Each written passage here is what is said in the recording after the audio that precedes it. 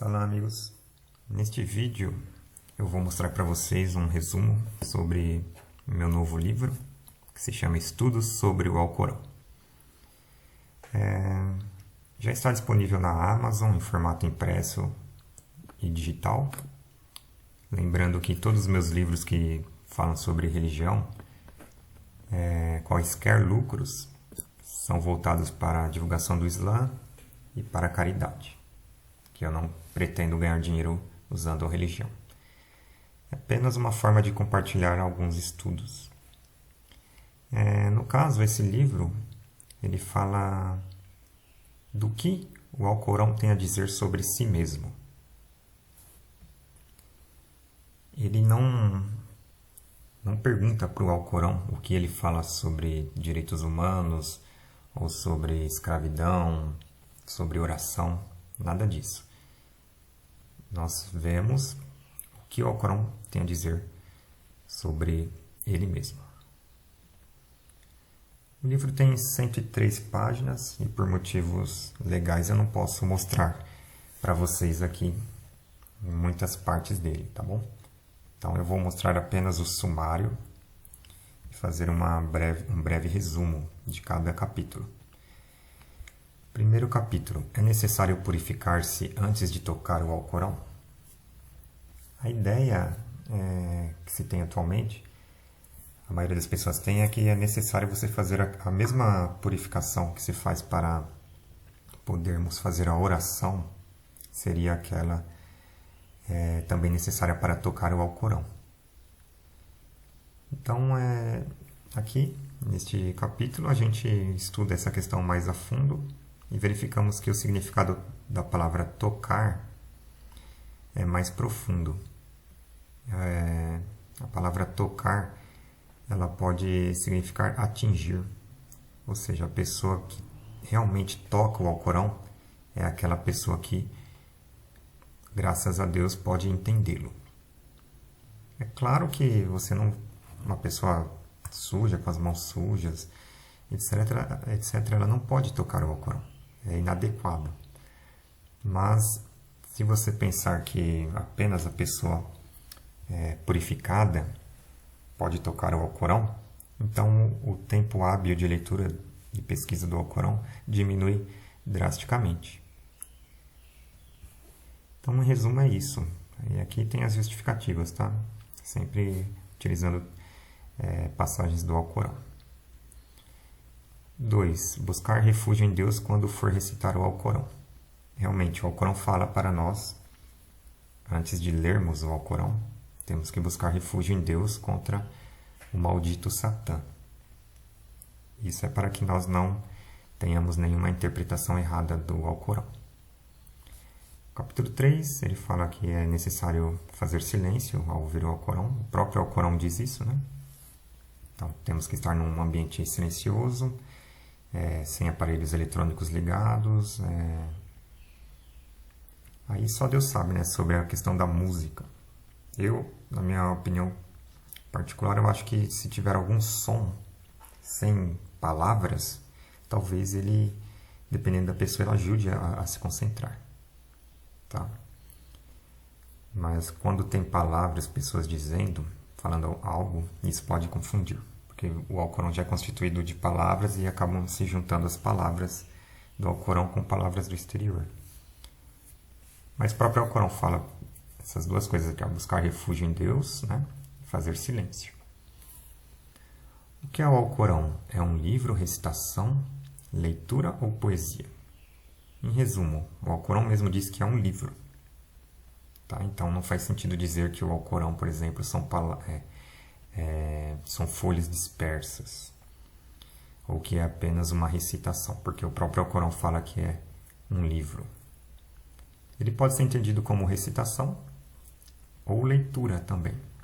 Mas se você lê em voz alta, acaba aparecendo uma melodia automaticamente ali. Então, ele pode ser entendido como uma recitação também, ou como uma leitura. Poesia, ele não é classificado como poesia, porque o próprio Alcorão diz que o profeta Muhammad não era um poeta. Quem revelou o Alcorão? Capítulo 5. Deus revelou o Alcorão para Muhammad por meio do Espírito Santo, que é Gabriel. Ele é o responsável pela revelação aos homens, já que Deus, é impossível que Deus apareça para algum homem, tá? O único caso que aconteceu isso foi com Moisés. Mas Deus falou assim, vou me mostrar para essa montanha. Se ela permanecer intacta, então você vai poder me ver. Então Deus mostrou sua majestade para a montanha e a montanha se desintegrou. Então esse é o único caso de alguém que tenha conversado com Deus, mas mesmo assim não pôde vê-lo. Para quem o Alcorão é destinado só para os árabes?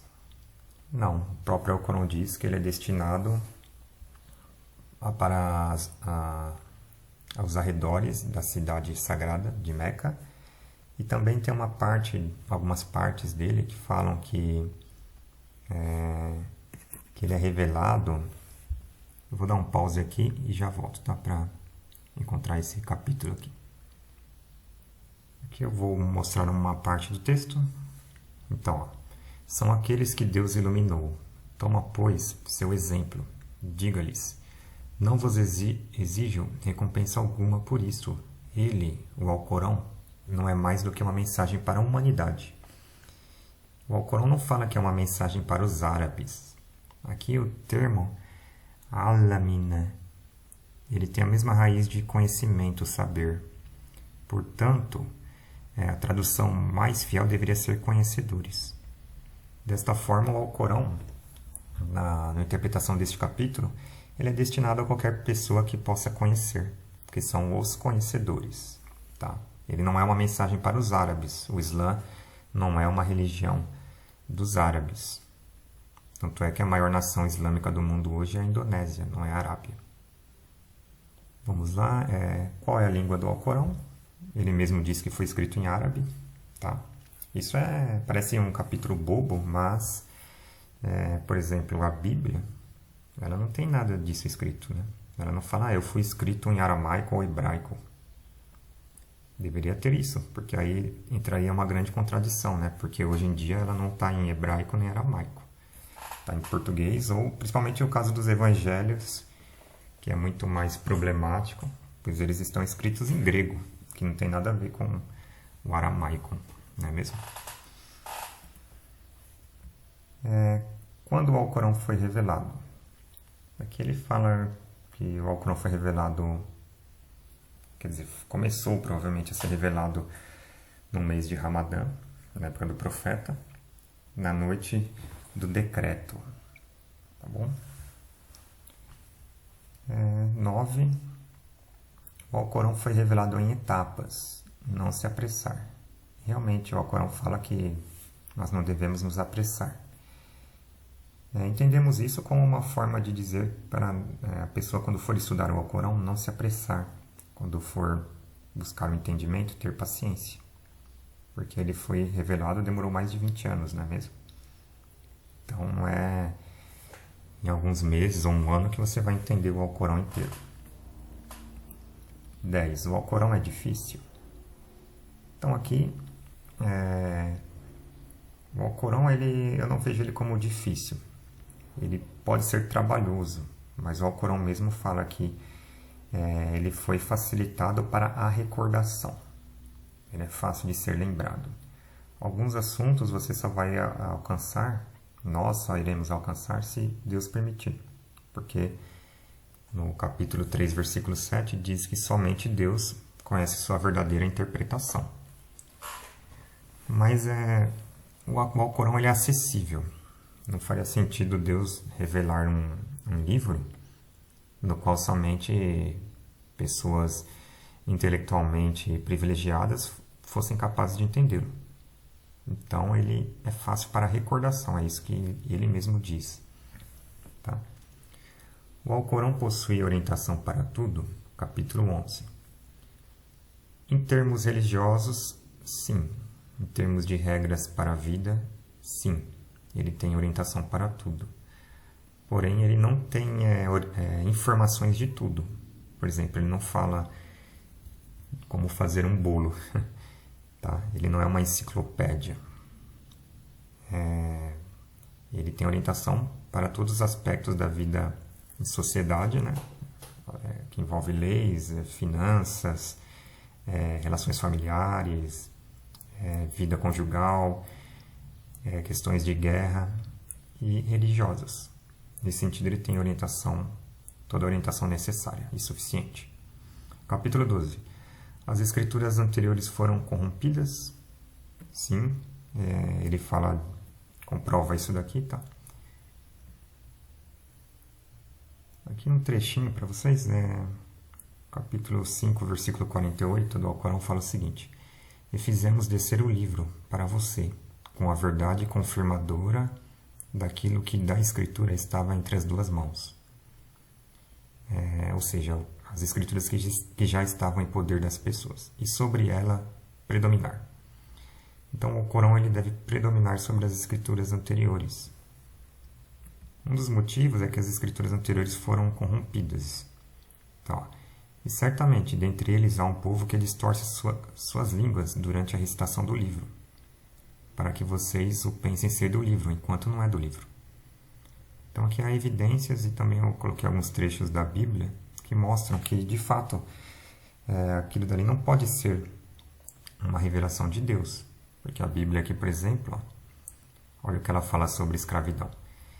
E quanto a teu escravo ou a tua escrava que tiveres, serão das nações ao redor de vós. Deles comprareis escravos e escravas. Ou seja, a Bíblia apoia a escravidão. Então, dificilmente a gente pode afirmar que isso é uma revelação de Deus. Provavelmente é algo humano que foi escrito ali para atender interesses. Né? Aqui ele fala aqui,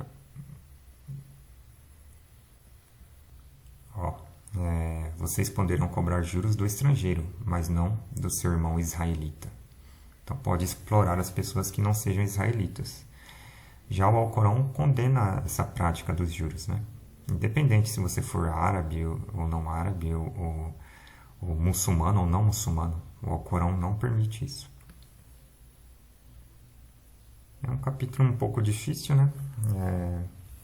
Coloquei outras referências fora do Alcorão para tentar sustentar os argumentos, mas a conclusão é de que realmente as escrituras anteriores foram corrompidas, e a maior evidência disso é que elas nem existem mais, os originais, né? Então, com certeza são corrompidas em termos acadêmicos, isso é um consenso. O que diferencia um livro sagrado... desculpa, só mais um detalhe. Outra coisa também que mostra que elas foram corrompidas é o contraste evidente com o Alcorão.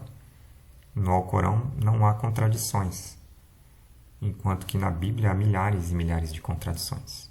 E erros também, erros históricos, geográficos e de todos os tipos e espécies.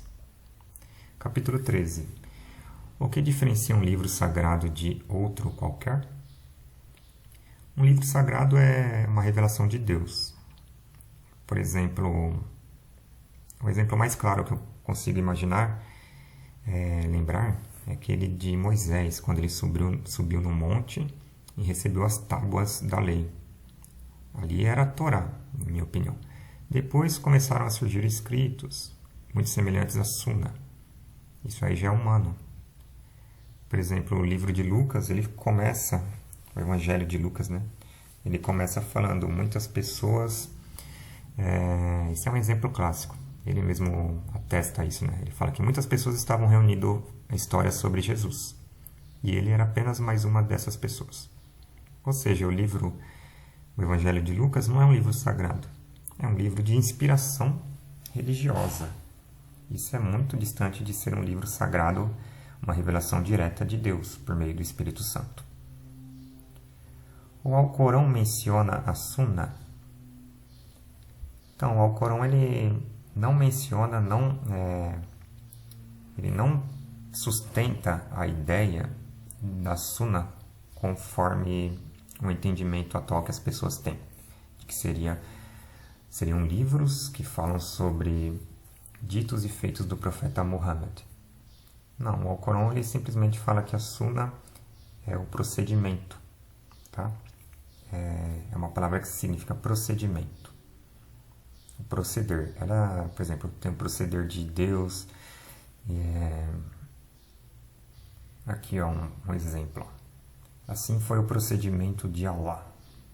Então, aqui então seria a Sunna de Allah. Sunnatullahi. O Alcorão não fala da Sunna do profeta Muhammad no sentido que nós atualmente vemos aí, no sentido deturpado, infelizmente, que a gente vê muito hoje em dia. Então, o Alcorão não traz sustentação para fontes exteriores a ele. O Alcorão teve versículos anulados? Então, muita gente hoje afirma, inclusive muçulmanos, que o Alcorão teve versículos anulados. O Alcorão ele fala de que Deus ele pode realmente anular uma ayat.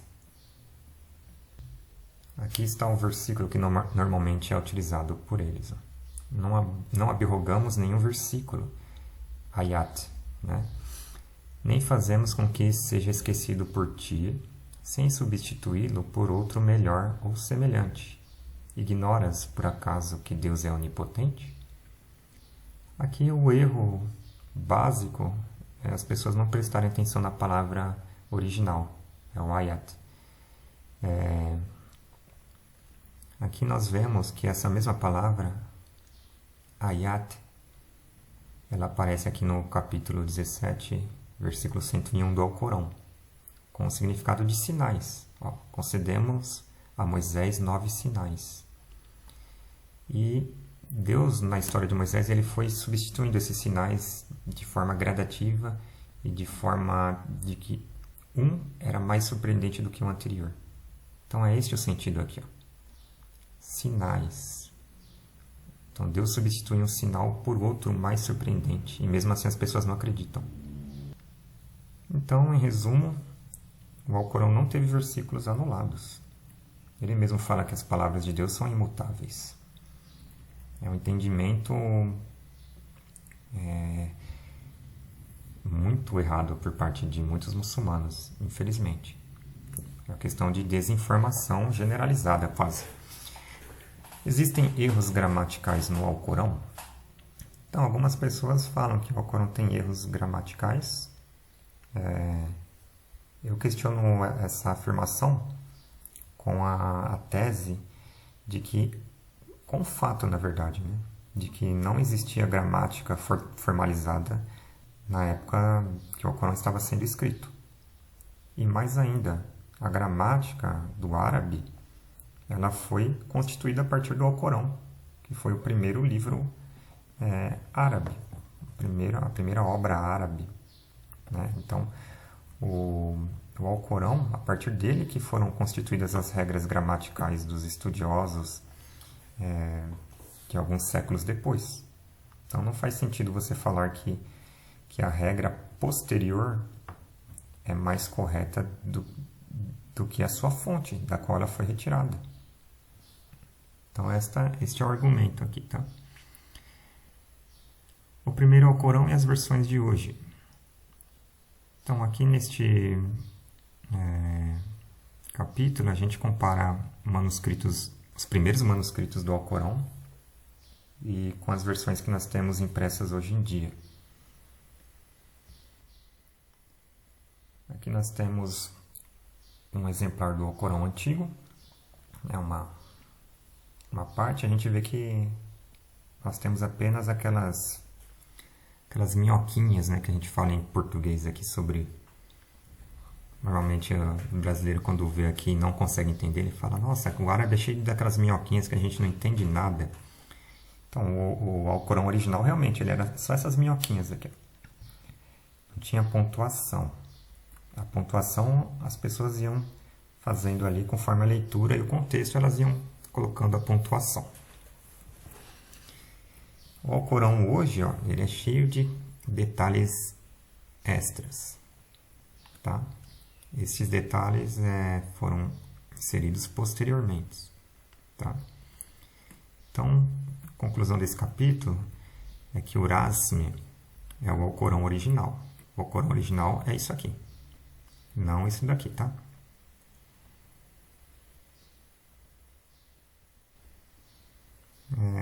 A preservação e compilação do Alcorão. O Alcorão mesmo fala que ele está registrado em tábuas bem guardadas.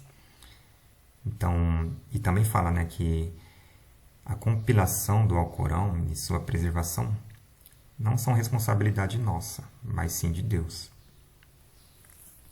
Um fato interessante é que muitas pessoas decoram o Alcorão de ponta a ponta. Talvez essa seja uma forma de preservação do Alcorão. Mas, mesmo assim, ele tem um trecho que eu me lembro agora, que aparece nesse capítulo, que diz que o Alcorão está registrado na mãe dos livros, né? Eu vou mostrar aqui para vocês, só um momento. Aqui, ó. Nós revelamos a mensagem e somos o seu preservador. Então, a preservação do Alcorão é uma incumbência de Deus, dele mesmo, é um compromisso dele. Aqui outro trecho do Alcorão. Pelo livro lúcido, nós o fizemos um Alcorão árabe, a fim de que o compreendesseis. Em verdade, encontra-se na mãe dos livros, em nossa presença, e é altíssimo, prudente. Então, ele está registrado numa matriz que a gente pode apenas imaginar, né, que seja algo além da física que nós conhecemos. Aqui nós questionamos também algumas traduções. Aqui, ó, por exemplo, em 25:32, a tradução correta do final é assim, ó, e nós o organizamos na ordem certa. Tá? Tem inúmeros detalhes aí, talvez eu pule alguns, mas outra questão que normalmente a tradição diz é que o Alcorão era reunido em folhas dispersas, em pele de animais, ossos. Não, o Alcorão mesmo diz o contrário, que ele era preservado em páginas honradas, em tábuas honradas, pergaminhos, materiais nobres. Então não faz sentido o que a tradição diz.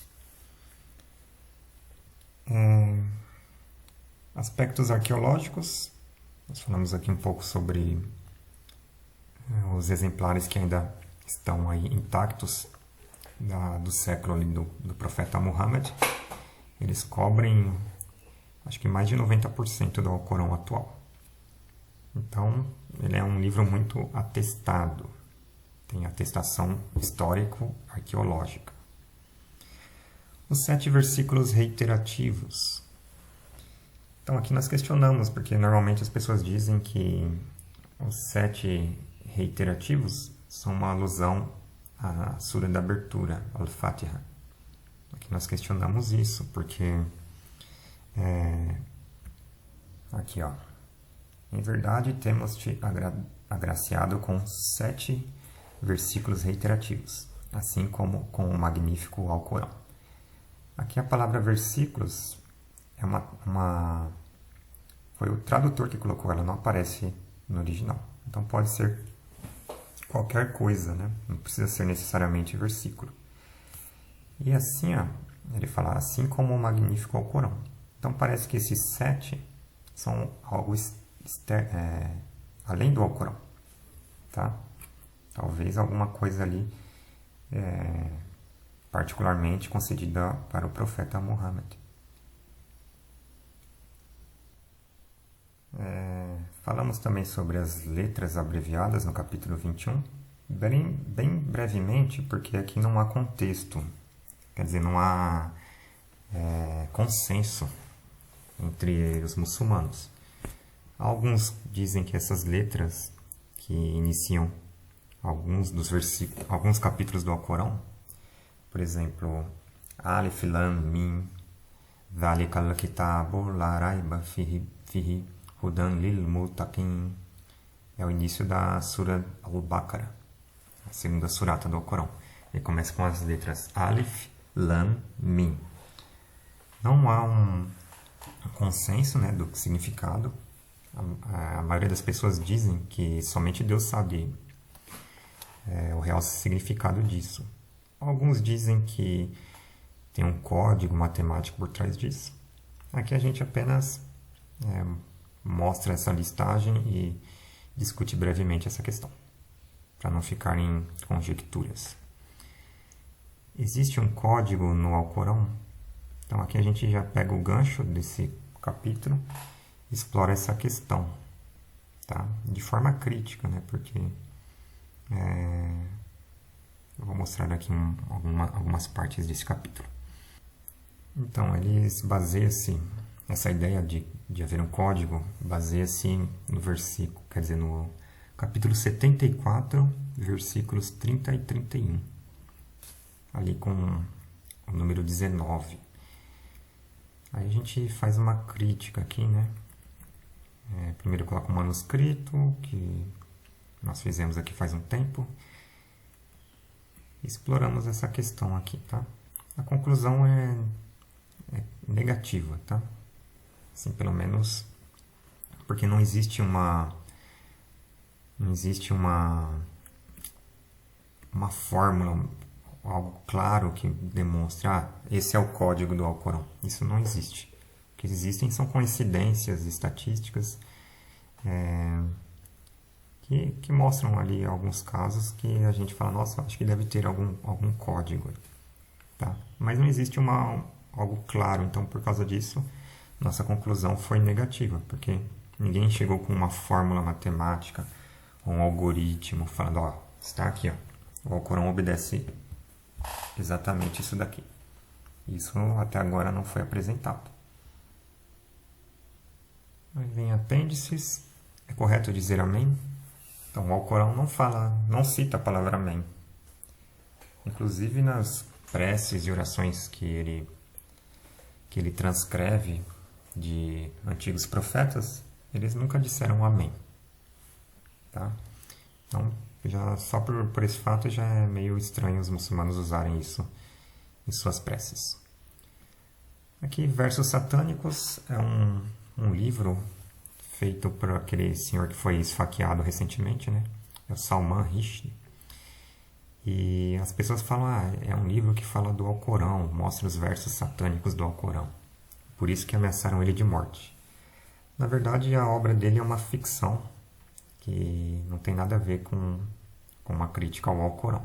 É apenas uma ficção, que ele narra a história de dois caras ali que tinham questões, né? É uma trama psicológica. Tá? Não fala nada do Alcorão. Questão das traduções, a gente questiona o fato de que por muito tempo não houve, né, tradução do Alcorão. E esclarecemos, né, que uma tradução é uma tradução. O Alcorão original é o árabe. E as traduções sempre vão trazer ali um pouco da interpretação e do entendimento da pessoa que traduz. Questionamos aí também o curanismo. Quer dizer, falamos um pouco, né, sobre as críticas, muitas vezes injustas, né, que as pessoas que tentam seguir o Islã, tendo apenas o Alcorão como fonte escrita, elas são taxadas pejorativamente de curanistas. Então é uma reflexão a respeito disso, tá? É um tema que envolve o Alcorão também. Anexos. É necessário aprender árabe para ser muçulmano e entender o Alcorão? Aqui também a resposta é negativa. Existe uma grande reflexão aqui em cima dessa questão. E o Bismillah, que normalmente é traduzido por em nome de Deus, o clemente, o misericordioso. Ali o original seria Bismillah, que é em nome de Deus, Ar-Rahmani, Ar-Rahim. Ar-Rahmani, tem uma pesquisa que fala que essa expressão ela pode ser substituída por Todo-Poderoso em todas as suas ocorrências no Alcorão. Então aqui a tese é de que a tradução mais fiel seria em nome de Deus, o Todo-Poderoso, o mais misericordioso. Uma questão também que eu coloquei aqui na introdução é o desafio aberto de se produzir um versículo, um capítulo, como um dos capítulos do Alcorão. Então, para alguém chegar com algo escrito, dizendo, isso aqui é melhor do que o Alcorão, teria que atender diversos requisitos, né? Além das testemunhas, né? Que o Alcorão fala que a pessoa que faz isso, ela tem que trazer testemunhas, né? A pessoa também tem que apresentar um texto que seja condizente, semelhante com o Alcorão. Aqui, ó.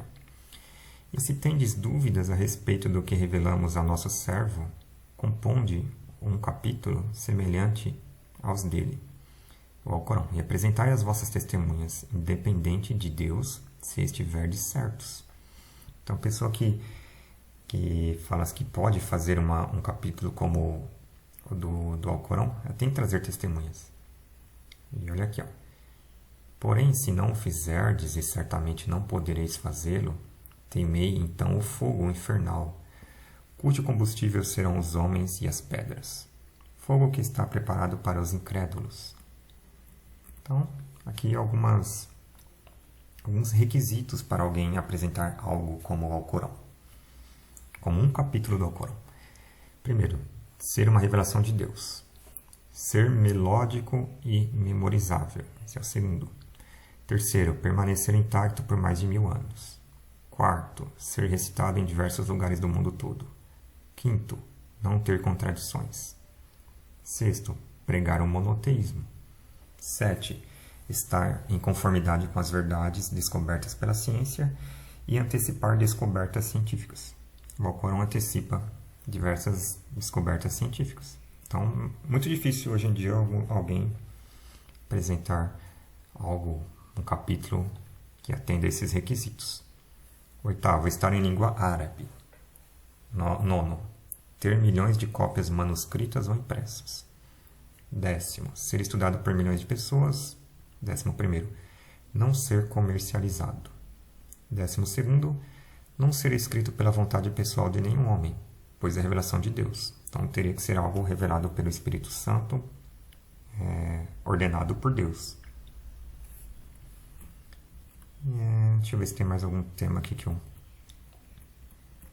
tenha pulado.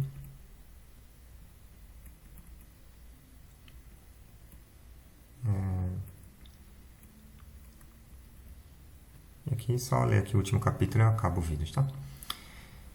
Organizamos os capítulos de forma lógica, do básico ao mais avançado, sem recorrer aos registros da Sunna, pois, conforme os trechos acima, pode ser muito perigoso considerar quaisquer registros que não sejam revelações de Deus. Então é isso, amigos. Até a próxima. Salam.